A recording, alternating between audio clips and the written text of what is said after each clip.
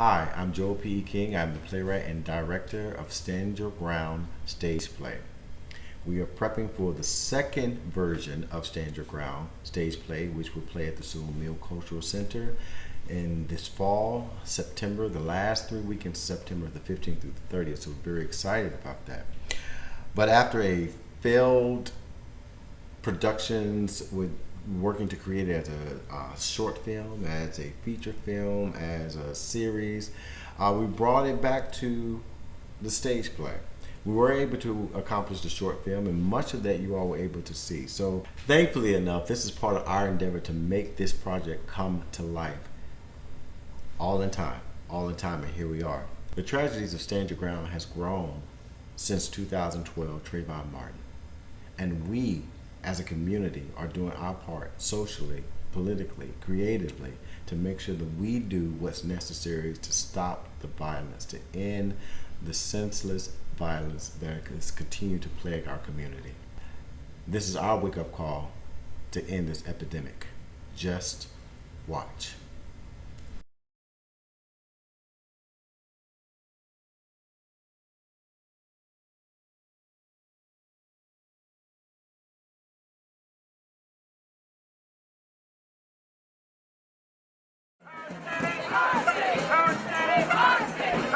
I'm a young black man doing all that I can to stand. Told him not to reach for it. I told him to get his hand out. You told him to get his ID, sir, his driver's license. Oh my God, please don't tell me he's dead. Please don't tell me my boyfriend just went like that. Keep your hands where they are, please. Yes, I will, sir. I'll keep my hands where they are.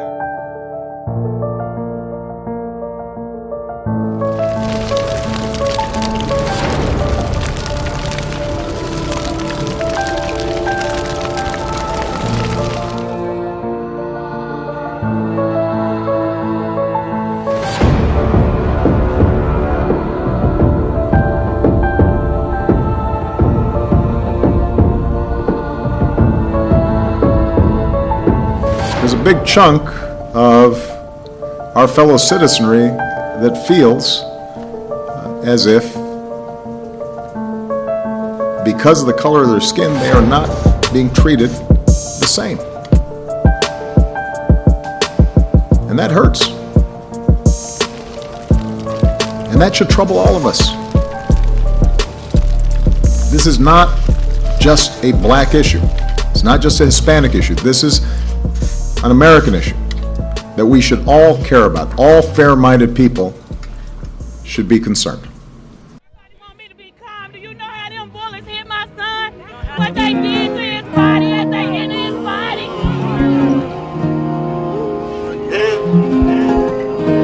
100 years later, the life of the Negro is still sadly crippled by the manacles of segregation and the chains of discrimination.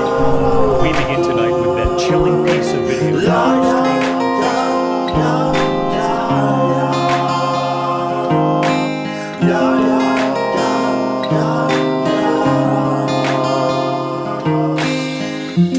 Life can't be easy.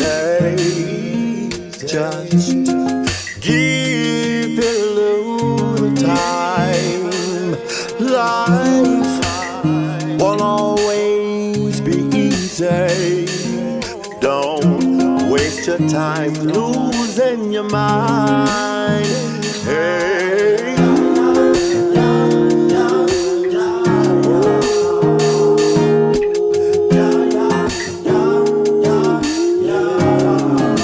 Remember when Mama said there'll be days like this, there'll be days like this. Mama said, Mama said there'll be days like this, there'll be days like this.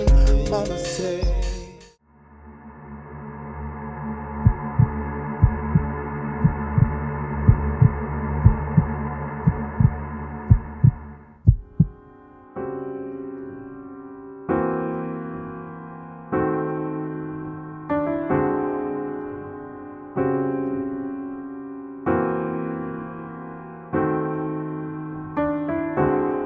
strange as it seems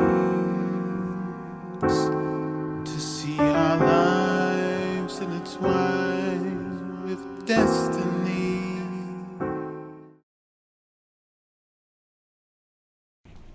People have said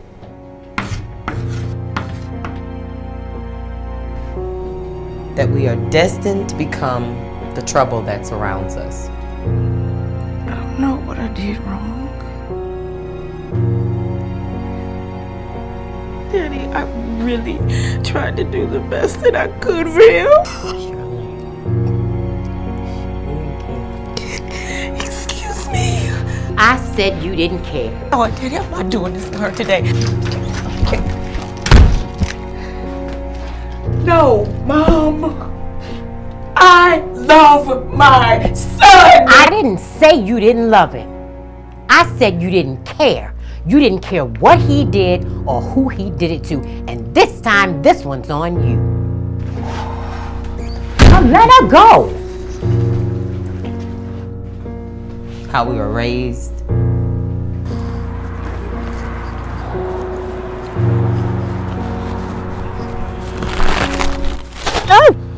Oh, Brady! Hush, Mom. Yep, them tax dollars got you reading. Ain't that bitchin'? You got problems, man. Just being an American.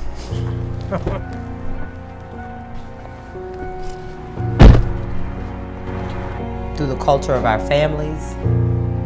No, I don't want to hear that.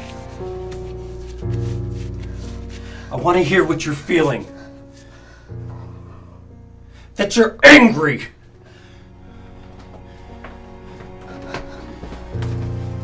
Or that you're sad. Hell, I am! Oh my God, stop. Please. Jesus. Every mental block that I have put up for my own sanity, you can't just come and interrupt it. Pat! Why just you in all of this? I have told you, Frank. I have tried to protect my children from trouble, and this time trouble looks like racism, a hate crime, whose white hands are all over it to cover up the mess they made with my black child.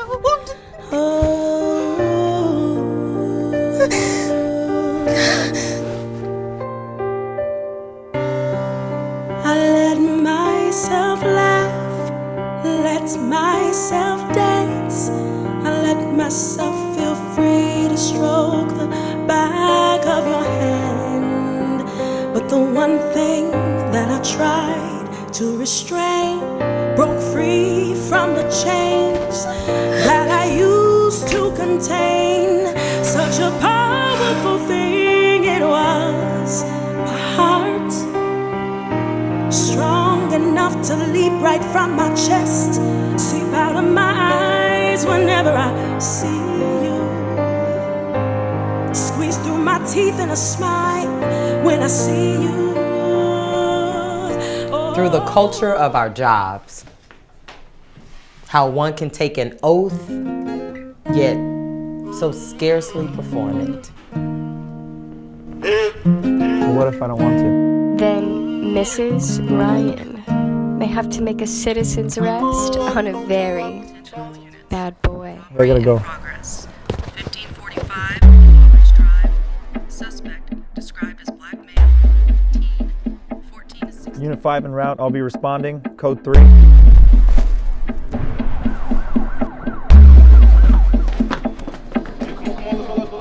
Hey! Move and I'll shoot your ass. Get down on the floor.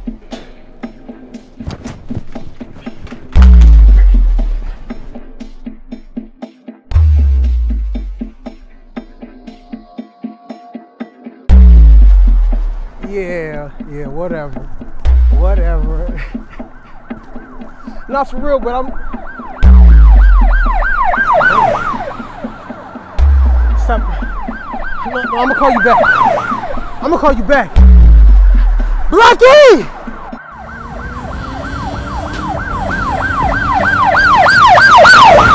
Stop running!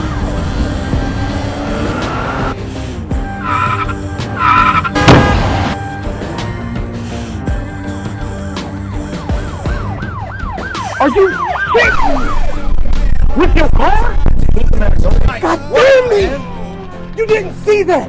He was stopping, man! Come on! Sir, you need to step back. Man, that's my goddamn son, nigga! Get the fuck out of my face! Man, I told you to step back! Get your ass up! Fuck off you! Crack ass! Crack asses! Y'all some bitches! I'm right here with you, Blackie. I'm with you, man. I'm with you. Trying to do the best that I could for you. I'm with you.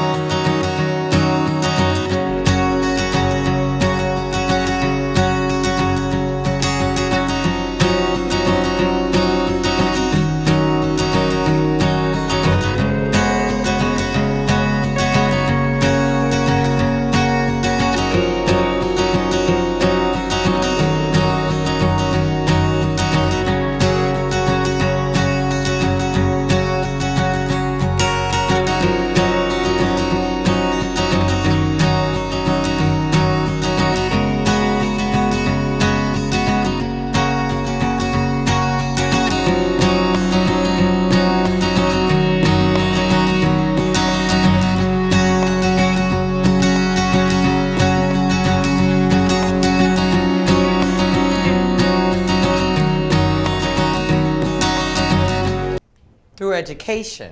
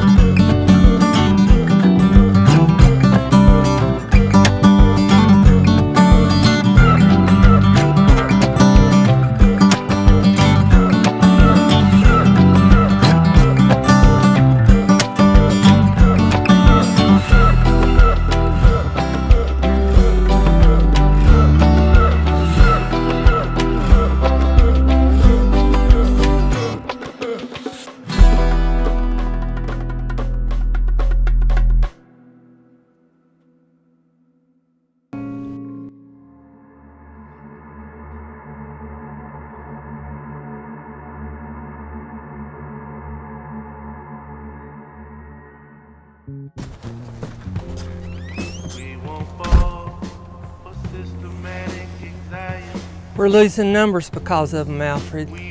They say just a pinch of it. Our brains, but their colors.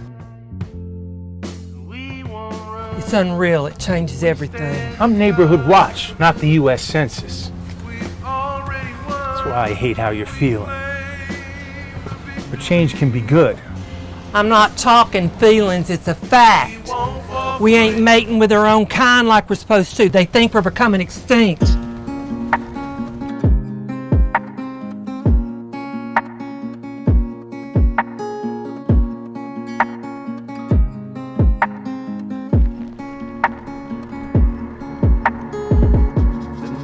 What's your emergency? Like the sky, butterfly. You come here looking for trouble, boy. Mankind, born to die. When it's time, who decides? We're young, relive it to carry on. Don't put that burden on me. A man left dead in the street, blood ran down to his feet. Put a flower underneath.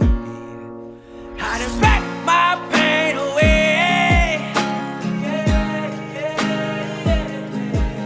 How to watch my sins away.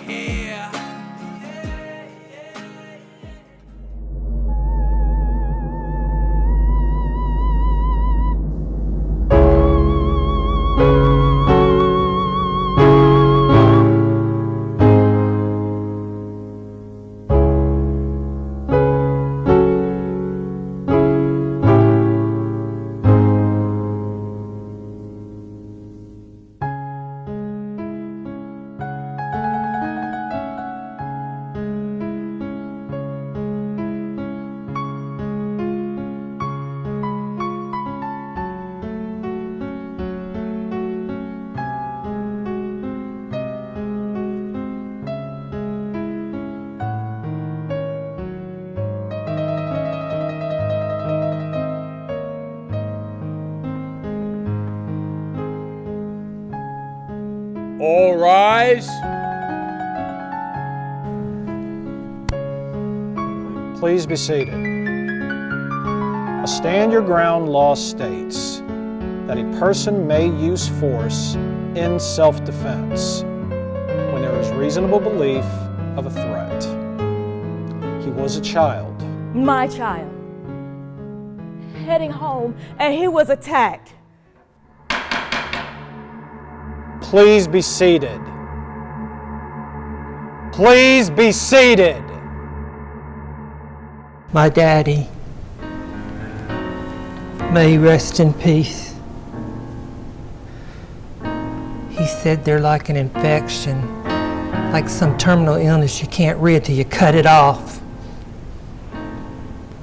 My name is Thomas. I was 16 years old. I was justified in my civic duty to protect my home. That kid looked dangerous, dark skin, wearing some black-ass hooded sweatshirt. On too. Shut up! Shut up! Shut up! Shut up! Danger looks the same in those damn sweatshirts. You could have been a white man, it would have gone down just the same. The hood was on my head when he shot me. That hood put my mind in all kinds of ways. You just don't know what's under it. I was scared. I was scared. So I reacted. That kid broke the law when he trespassed on my property and compromised my security, and it is my right as a United States citizen of America to defend myself under the stand your ground law. And the only justice is through a man's sacrifice. I didn't do enough, and that's the only guilt I'll carry. Mom!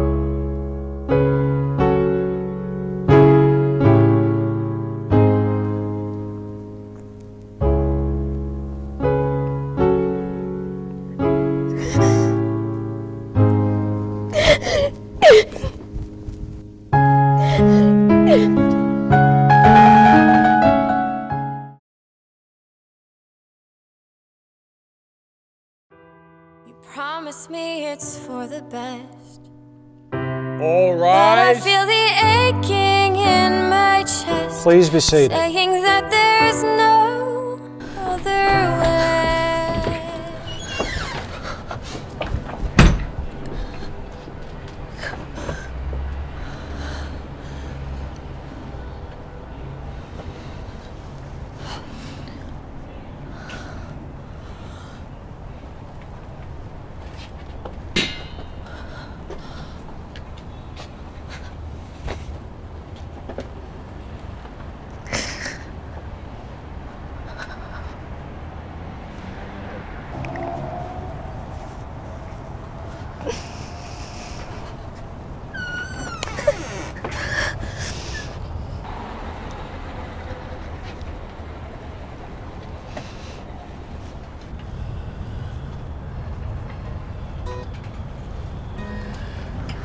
Young lady, it's time for you to go inside now. All eyes on you. For what you can do, not for what you can't. And I'll be there with you, mother to mother, all the way to the end.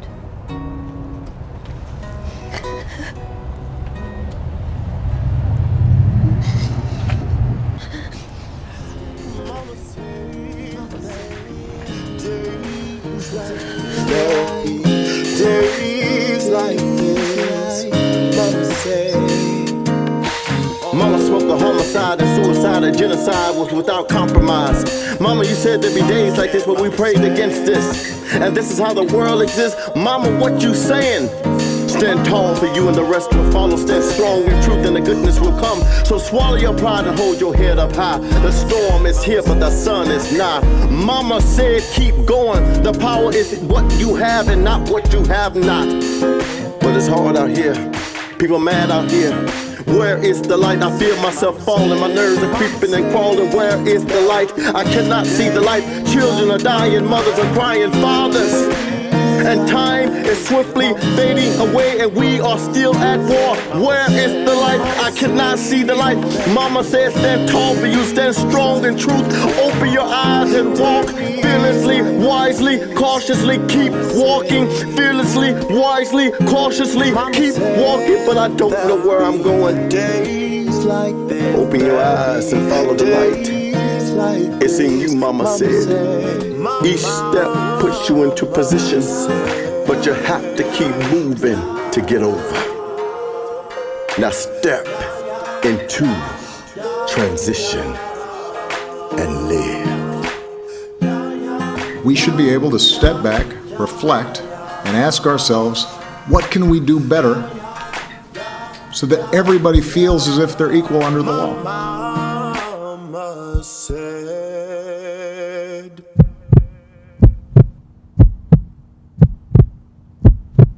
I'm a young black man doing all that I can to stand.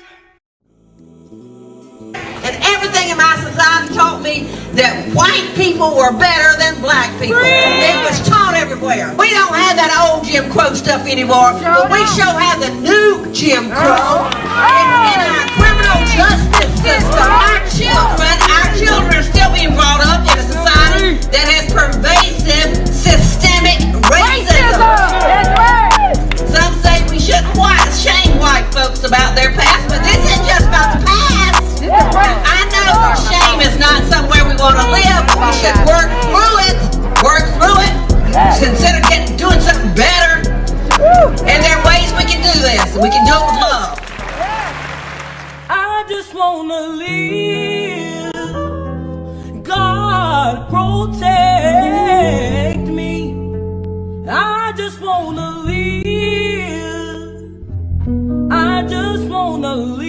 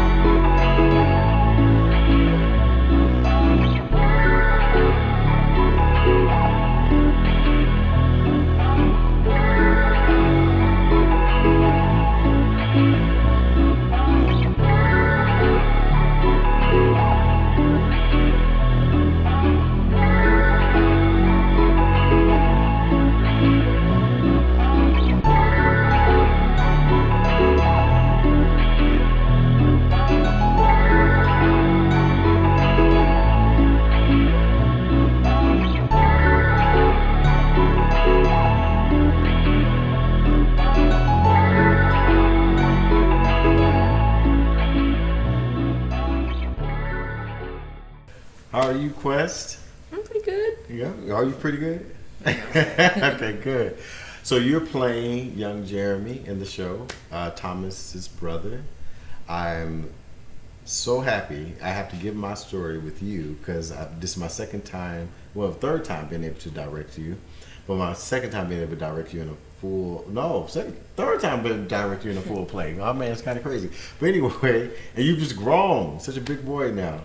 From real life to what happens in this house to now you would stand your ground. And I'm so glad that we are doing this in enough time before you have you can't play the role of Jeremy anymore. So now you can still play him. Tell me, are you excited about it? Yes. I'm really glad to like a role that I can fit in, being happy and smiley like a kid. Okay. Because Thomas's character is very, I'm trying to find the word for it, he's more mature and he has a stronger role, a stronger string in the story. I got you, yeah. Yeah. And you don't want to be that strong string. Yeah. This time. I like that little. Yeah, just want to play around a little bit. Okay. Because Jeremy he's a bit of the comic relief. And which is going to make it, I think, a little bit challenging because when we get to Act 2, he's saddened by by the occurrence with his brother. So, have you thought about that some as far as how you're going to approach that as an actor? Are you looking forward to that? What is happening with you with that? I mean, the jolliness is gonna have to die down. Okay. Because the gravity of the situation, puts me down. Right. And so I'm gonna try and hide that smile. Okay. And I understand the story about Thomas, him getting shot. So I have to adapt. Gotcha. I'm trying to find the word for it. I feel what you're saying. I have to adapt to that and cut the funny silliness. Yeah. Okay.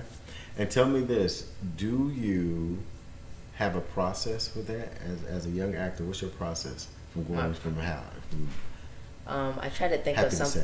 I'm trying to think of something that makes me really sad, or if that doesn't work, I kind of flick my cheeks, and so it just goes down, and I frown my eyebrows. I'm gonna tell you, as your director, I don't want you flicking your cheeks, pulling down your eyebrows. We're gonna find a good center. Because one of the scary part about stuff like this, or the challenging part, is that especially with young actors, getting you to come from this very happy place to a sad place, then be able to get you up out of that, because you don't want that to become what becomes your center, right? So learning how to go in and then leave, all at the same time. You are perhaps the youngest person in the show, are you? Yeah. Okay. Yeah. All right. So, and how have you been enjoying the process as far as the directing and the blocking thus far? I feel to experience it, firsthand, to see the process, everybody's there, and you direct us, and to see how it evolves into a full-fledged play. Yeah. I feel that's really grand, really rich. Wow. And one day maybe I'll become a director. Yeah. Maybe try to get into that. I can see it. So yeah. Yeah, good job, buddy. This, like I say, this is your third time, and you with us with Stand Your Ground. How are you liking the Walton family? I feel like. You like your mama? You ain't got to say she in the room, but you like your mama? Yeah. All right. As far as interracial couples, because you're part of a blended family. Tell me your take on that as a interracial couples. Your mom and your dad. That's in the show. Yeah, I feel like it's okay. I don't think race is the issue. They're two different, diverse cultures. Okay. And I'm totally okay with it. I feel like it's not a bad thing. No worries. Just want to get your feel with that. How is it impacting you as a young man living in the society that we're currently living? I feel like it gives me more information on how to be safe as a black kid. and like how to avoid different situations, no matter which race, like it's just bad. Right. And how it can benefit you and it steers you away from things. Because I hear it all the time on the news. Because my mom, she watches the news a lot. And like during ceremonies, she'd be cutting breakfast. I'd sit on the couch and I'd see how people are protesting and stuff. This was like 2020, I think.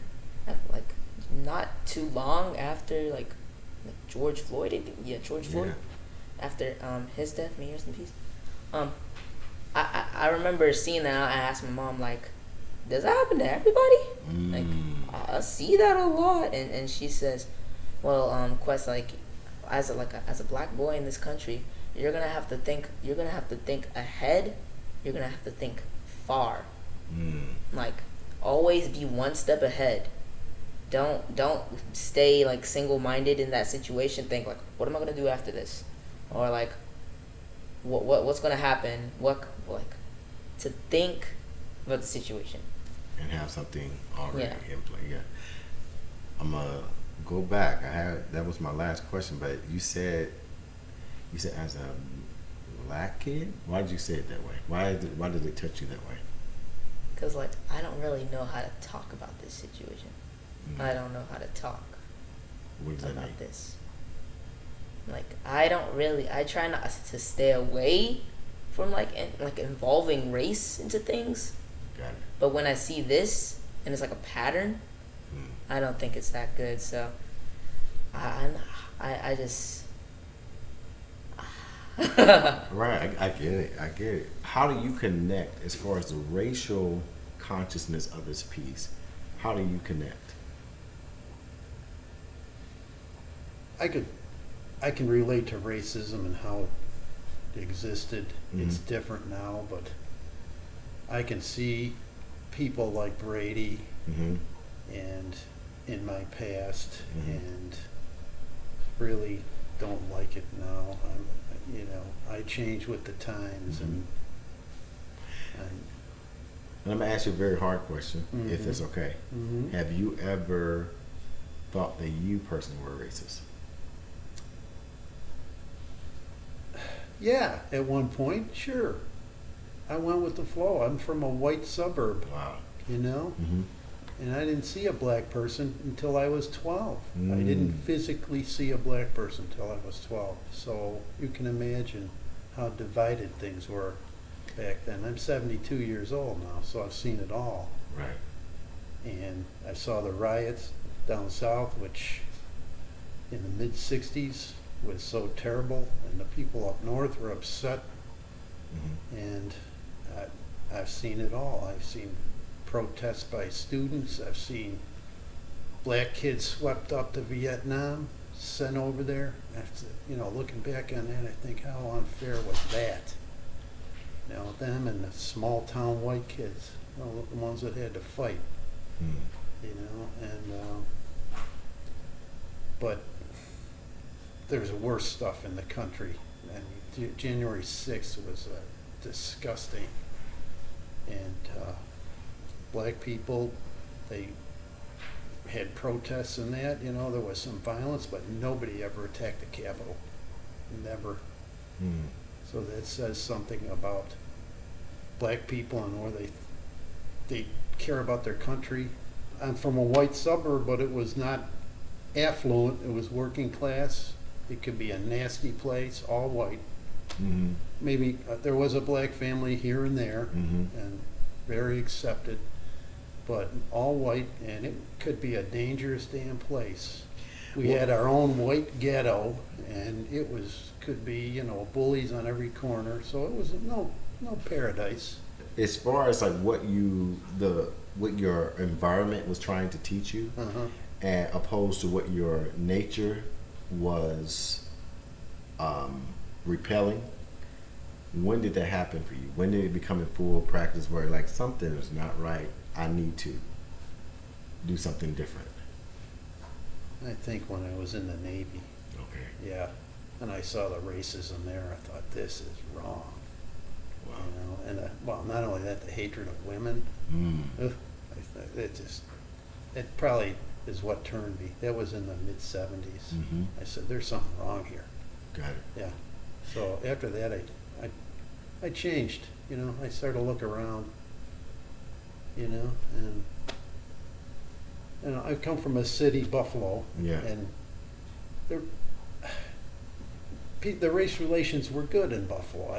There was never any riots or anything. Like down the road in Rochester, they had all kinds of people got along. All they did was fight the weather and support the Bills. And, gotcha. you know, so, but to be white is you're here, they're there, Got it. and the two never meet very much. That was my childhood, you know, and so I just was a victim of what was around me, and you absorb it, and later on you'll learn, hey, then maybe that wasn't quite right, you know. So, but I'm really thrilled to be in a play about stand your ground laws, which I think are atrocious. It's atrocious. It's the worst thing this country's ever done. They're nothing but a license to kill. That's what it is. I hate that. The destined prophecy by the teacher, I believe, is accurate, because I think people are more apt to speak up now than maybe since the civil rights era. Because there was a silence for a while, and everybody felt like, oh, everything is just fine. We were complacent. We were complacent. And now you have the Generation Zs, the very tolerant generation, the millennials, and they are speaking up. You know, as I was thinking over here, I was thinking about as I grew up, I didn't grow up in a household where you couldn't ask questions. Yeah.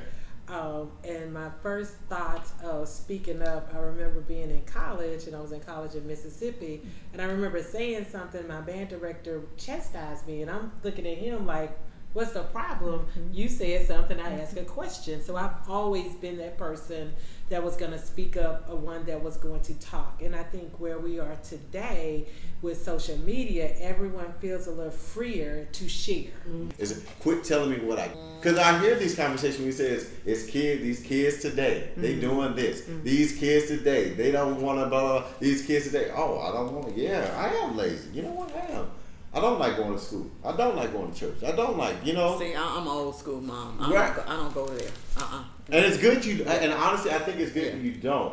What I hope, though, is that there are still opportunities that you're figuring out what's behind, even though you don't want to. Absolutely. Because I just had this conversation with my son last night. I said, I want to hear what you have to say. Yes. I want to know what you feel. I said, this is my position. I need to know yours. Yes. Okay? Now, let me just tell you, it's the same principle when you cheat, you cheating who? Yourself. Okay. So when you're lying to yourself, you're hurting who? Yeah. So I said, tell me the truth. Absolutely. So tell me how you feel, because I don't ever want him to grow up and say that his voice wasn't heard, even though my rules apply. Absolutely. Because your opinion may matter. Or I mean, it does matter, but it may or may not change what's going to happen. It may not change that. However, I told him last night, I said, discipline. I said, it's a new day. Tomorrow, I said, that's what you lacking. You don't have enough discipline. Here we going. I said, tomorrow morning, this is what's going to happen. And that's why I think that we, meaning the parents, are part of the problem. And until we recognize that and flip it, then we're going to still raise these troubled children. Yeah. Bad troubled children. So we got the accountability starts here. Accountability starts here, and because we got to get ready to wrap the conversation. So I got feel your spirit, and I got some over here. Accountability, and also culturally. Culturally, we have to make that a thing, because to what has happened, media, programming, experience, real experience, has put us on the other end. Like our privilege looks different. We don't like to talk about black privilege, but our privilege looks different. The fact that we can say, I'm telling you this, and it's probably gonna mess y'all up a little bit, but this is how, when we talk about how this system is working, the fact that we can say that we were enslaved, or our ancestors were enslaved, and that we're still going through that today is a part of our privilege. Why? Because it's part of the process. These are processes that people are still trying to figure out how to do. This is why people are getting elected. This is why preachers are up there doing what they're doing. This is why teachers are teaching or not teaching these things in school, because this information is out there. It gives us a bit of leverage as far as how we move. Affirmative action is not a thing without our privilege. Our privilege was that we were marginalized. Our privilege is that we had come from a sense of lack. And now, and what we did was we allowed it to permeate and become this big thing. It's become propaganda now. Is race really the issue when you take away like if you take away profit? Is it really the issue when you take away purpose? What are we really talking about? But if I can beat it in your brain that you're not enough, that you'll never be enough, then your mama believe it. And she tell you I'm struggling because I'm black, and you know how hard it is in America. And then you told the next generation that I'm black, I know how hard it is in America. Now all this is based on some level of truth for sure. But by the time we get to the little 3-year-old and he talking about I'm a black man, I got struggles in America, what are we doing? Yes, exactly. Do you feel what I'm saying? Yeah. No, I was only gonna say, and I know, like you said, we have to wrap it up. But I guess, I'm hearing all of this, and it is, I'm digesting it. But we can strategize. We can educate. We can do everything it is that we need to do. But when you have done all of that, and you still can't protect, what do you do? Yeah. You can, I can make sure my kids, my son, it has all that he needs, all the information, all the tools, all the everything that he needs. But if I still can't protect him, if after all of that he still isn't protected from those things that I don't feel he should have had to have endured, then what do I do? That's the question. That's why I said I can't what answer do I that. do? How do you answer that?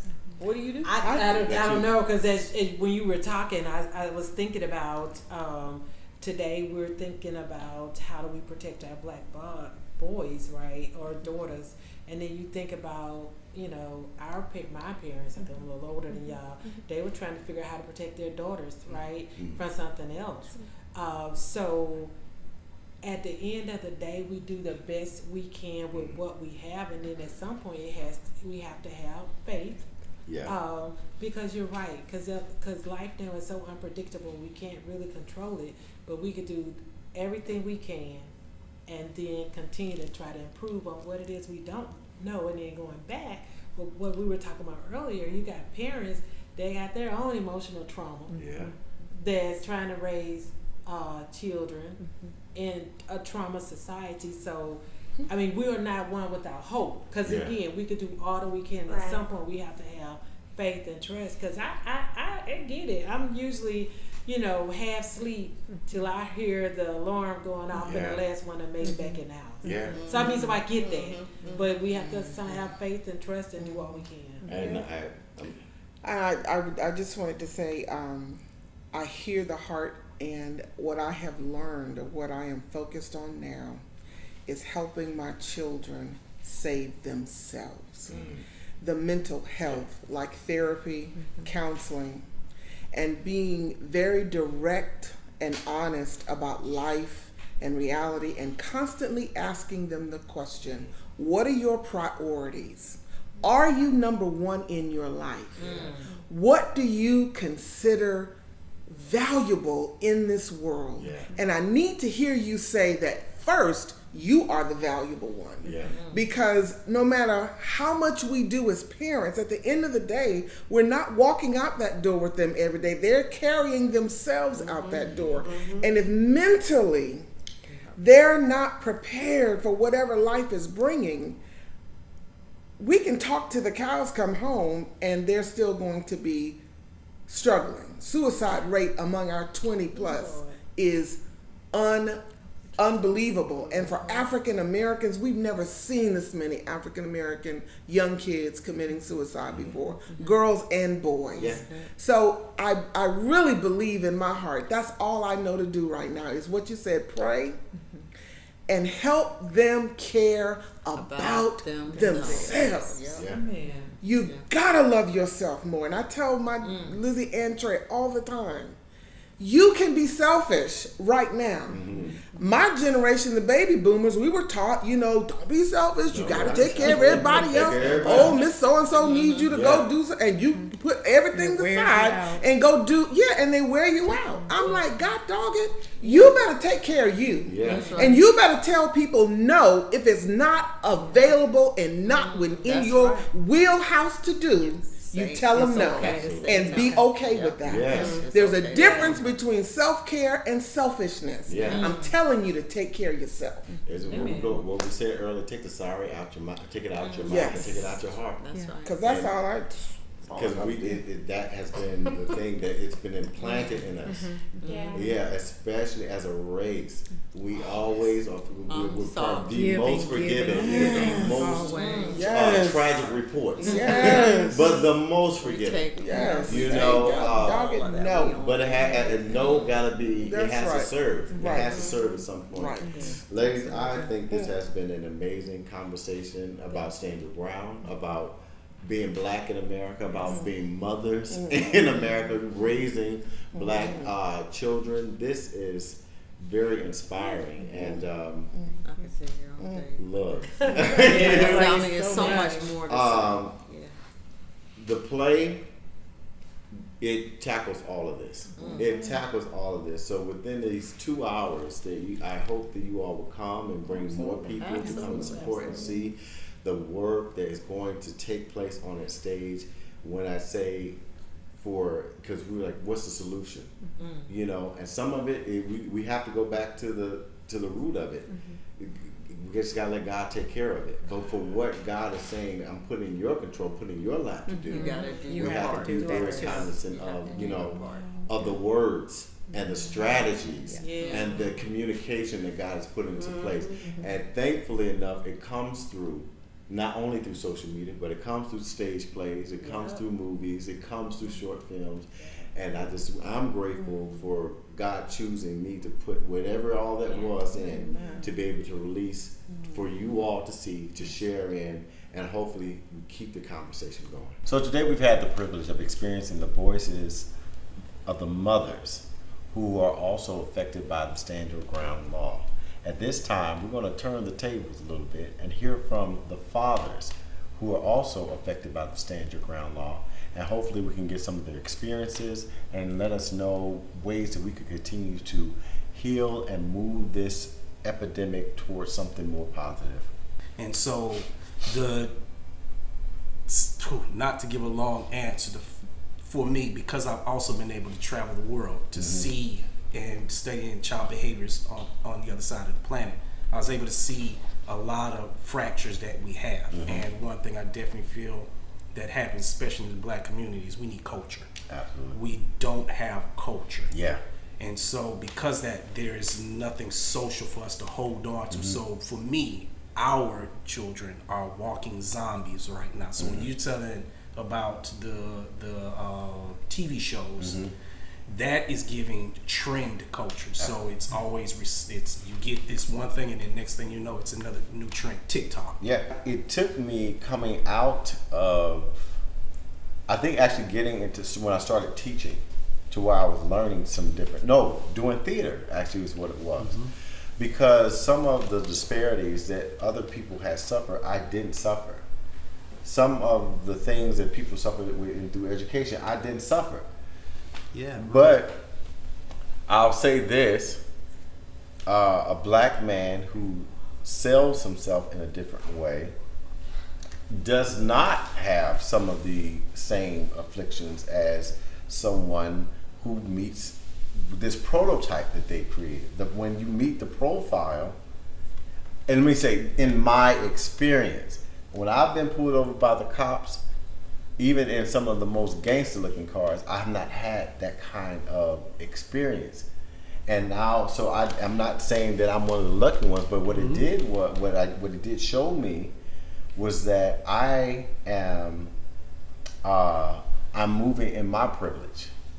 That's my privilege. The fact that I can be amongst a room of my white brothers and sisters and don't feel inferior in that same way, because I feel welcomed.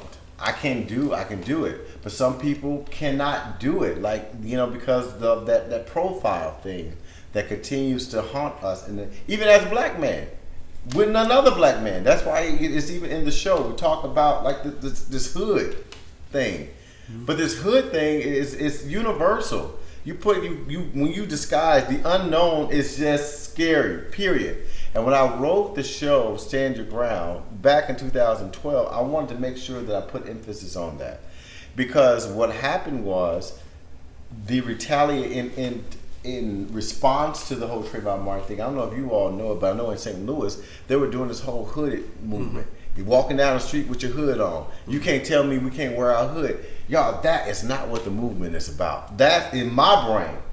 I said, this is another excuse to kill more of them. What is going on?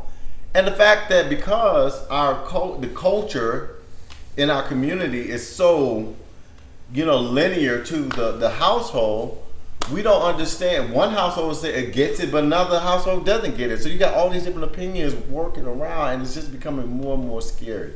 And what is the solution behind it all? I don't know. I don't know. But like, and here's you say, like, I cannot respond. I don't know. I definitely have had my moments of fear. Now but this was with a Hispanic police officer, and I was in LA on the passenger side. Got stopped. Me and my friend got stopped, and the guy started. He asked for something, and I'm like, well, I don't have it, and maybe I said it in a way that was a bit more aggressive than what he would have liked, and he raised his voice. And boy, it was just right away. My friend was driving like, "Hey, calm down." And then the situation, like, it calms down. But beyond that, that's where my purview is very limited in that way as well. Guys, for you to feel profiled and to be stopped by a black, white, Hispanic, or otherwise officer and still feel the same way, and for he and I to be treated differently or profiled differently, says to me that there's not something just wrong with the officer, but more so the system. Yeah. The system that provides this environment. I mean, if it happens with more than one officer, then who trained this officer to think this is okay, or this is the procedure that should happen upon pulling someone over, or just seeing them and figuring that this is the story or this is the situation with this person because of their racial profile or otherwise. So to me, a lot of times we as a community look for justice for a specific officer. That officer was wrong. He needs to be brought to justice. Well, if he was wrong and this was justified within his work environment, then maybe he was right. Maybe he didn't do something wrong. He did what he was supposed to do or what he was trained to do, which means that this whole thing needs to be reestablished, broken down and fixed. Like it works how they want it to work, and they're doing what they were instructed to do. So that's where, to me, the problem is. And to your point is, I think a lot of people that get on that bandwagon don't understand the law. Like, I've been very intentional with my students in my World Lit class, and we talk about current events and things like that. Like, you all need to understand the law. Before y'all go out there protesting and talk about what was right, what's wrong, this is why they got away with it. Y'all need to understand how it's set up. Right. And again, you all are 3, 4, 5 years from now, you guys can be able to vote. This is how you start changing things, but trying to make that more important to them is now our current challenge. Excuse me, cut you off. And along with that, just voting is one thing, but sometimes it's like you're making a decision on a law that somebody else put in place. So maybe along with voting, maybe we should be the look to lobby for particular laws to be put in place instead of just waiting for somebody to put a law in place and say we have the option to say yes or no, because we're not picking what we're saying yes or no to. Maybe we should be able to select, and we should approach it that way. And I want to give a different perspective. Okay. So definitely listen to everybody, so I'm definitely for what you're saying, but let me give this different perspective of it. Because of the work that I do, I've experienced so many things, so there's so many stories, but I'll take this story in particular. This story is where a young 16-year-old black girl, she was running from school, and in her IEP, she's listed as when she's doing this, she's in danger. So we have to react and respond. And I was one of the fastest runners, so when I hear on the radio, hey, we need male assistance, we need so-and-so, so I take off out of the school and I run, and I'm running for her. And I run off the school grounds, she's off, and I run her down. And as I'm running her down, she runs between two police parked cars. So as I'm running her, she runs between them, and I run between her and run down a hill, and I catch her. And after that, I'm like, okay, good. I say on the radio, I got the young girl. Okay, the counselor, a white woman, and the paraprofessional was a tall black man. He's about 6'3". So they're running and they're trying to catch and run up, but I've already got her. Now, while I'm doing that, the police officers come down the hill, and as they're coming down, I'm like, okay, well, thank goodness. All right, they can sit here and they can understand that the situation, they can get under control. That's fine. Police officer pulls a gun at me and points a gun at me and says, freeze. Wow. Don't move. And so I'm staying still. Now, what I used to do is I used to wear my badge and my work shirt, and I used to sit here and I used to call my badge my freedom papers. So that means that you see my badge, that means my work badge, that means I'm not a threat to society. So I'm thinking, okay, and I wore it right here. So as I'm standing here with my radio in my hand and my shirt, which has the logo of the school, so I'm like, okay. He's looking at this here, so he's letting me know. So I'm letting him know I'm doing my job. The workers are coming, they're saying, he's a worker, he's a worker, he's a worker, he's a worker, he's a worker. This man didn't care. He kept the gun on me and he said, don't move. And so in case you're saying that he didn't understand me, he told me to drop the radio in those exact words. So I dropped the radio.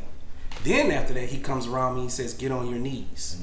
And he sits there and I get on my knees in the mud. This is October 16th.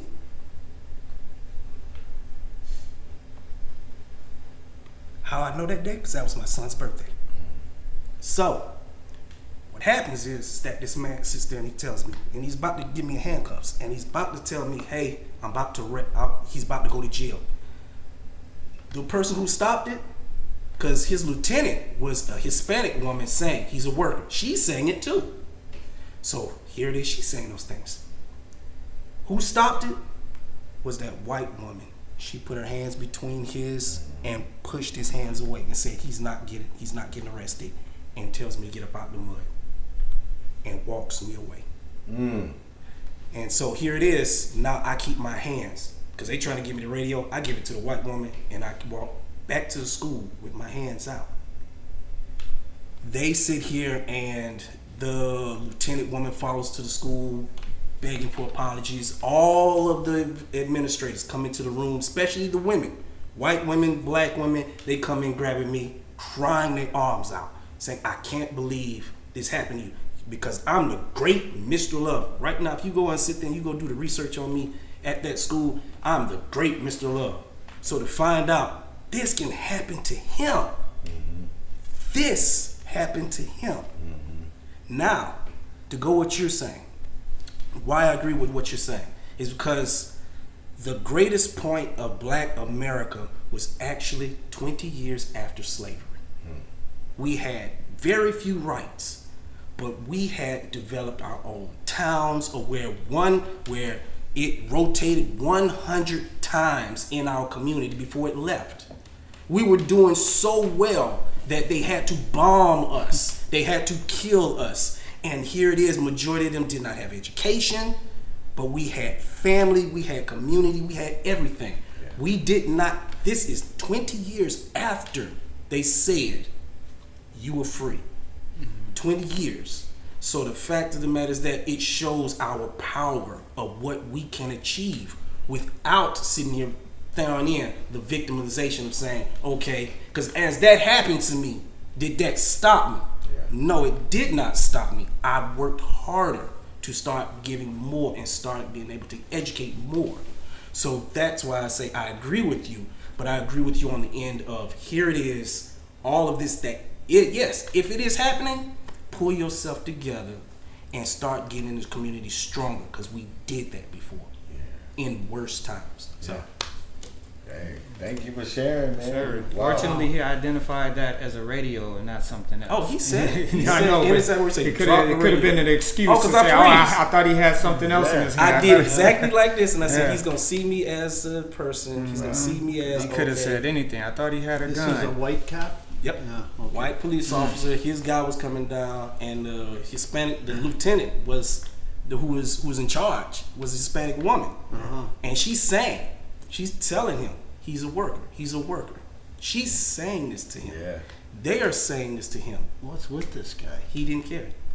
You know, it's to what you were saying earlier about what you and I'm not. Let me not say that was his reason, but I do think there's a lie with that. I do think we got to be careful with the messaging, the programming, like all of that stuff. It does matter. When you are a white young boy and you have not seen a black person until you're 12 years old, your relational perception is skewed because you don't have that you don't have that touch. You don't have that real conversation. You can't say I have that part of my background. So it's going to take you a little bit longer to understand what's really happening, opposed to just what you're seeing on TV. And unfortunately, a lot of that stuff is filtered. You know, they allow what they want us to see. They allow what they want to be perception. When I was a kid, TV was white. Yeah. That was it. Absolutely. There was no blacks on TV till the late 60s. Wow. So when you're hired as a public servant, that should be evaluated, or that should be considered in the psychological evaluation. Like how you perceive the public, you know what I mean? But this is the part where when they say systemic racism does not exist. Right. Now, is it intentional? All of it intentional? I don't know if it's all intentional, but it does exist. Anytime that I have a cell phone and it was not, it took a 2020 movement for me to see black emojis in there that's automatically part of it, not something you have to order to be a part of your app, that's problematic. But y'all don't think it exists? I think that what we have to do is just start looking at looking at the surface level, y'all. Like, let's not even go with critical race. We don't even have to get to that conversation yet. The basics. What do we see on TV? What's in our phone? What's on the cereal boxes? What is it? Yeah, white America's all over it. Mm-hmm. You know, and I'm not hating, but I'm just saying admit the truth. This is because it's just as simple as that for a lot of us. I remember having this conversation with a friend of mine, one of my white brothers. He had hired me to play a role in a film of his. And we had gotten into the discussion. This was post George Floyd. And I decided to get on my soapbox, and he got on his soapbox. And he was very adamant about saying that he did not do what he not do to who made the point about the law, the training. It was you, right? He said, well, cops are taught to blah, blah, blah, blah, blah, blah. He was aggressive. And I said, man, I think you need to play that back, you know, because that looks a lot different than what you're saying. And then the fact that still does not justify that man putting his knee on that man's neck for the time that he did it. And then not only we got into a conversation about Frederick Douglass. And I said to him, how are you doing work based off this man, and you look at something like that?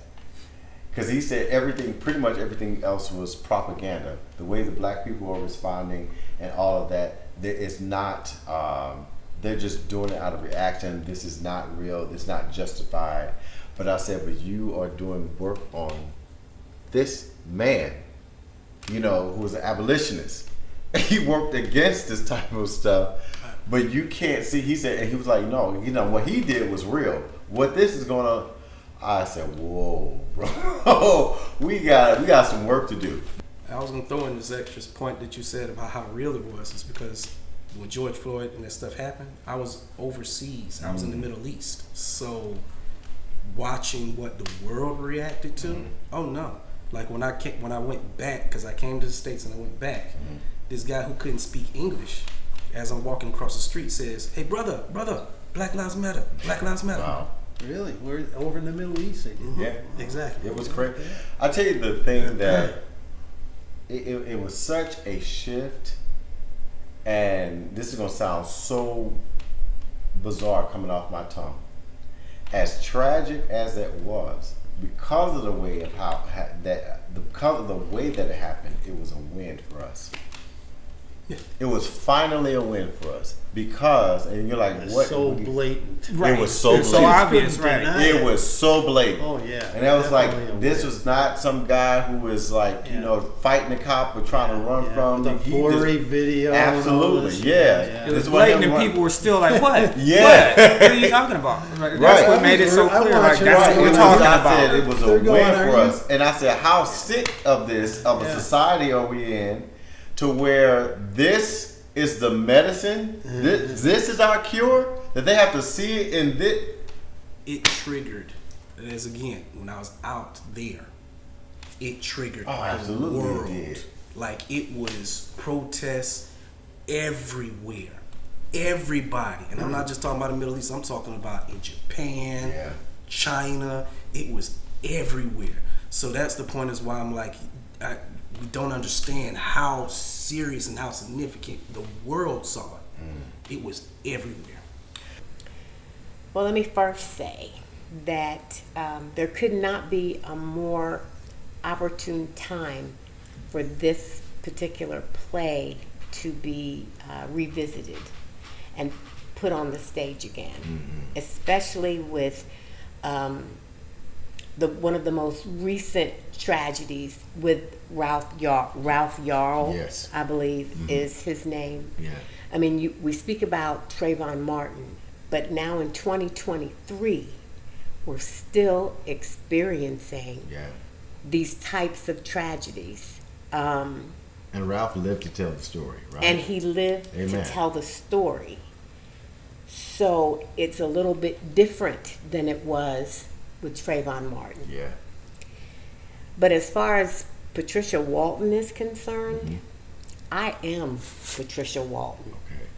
I'm not only Patricia Walton, but I am now representing all of those mothers like me with African American sons who have a daily fear about their sons being out in the world, wherever they are. We have that daily fear, not knowing if we're going to see them when they come up, if they're going to come home once they leave the house. Embracing this role is probably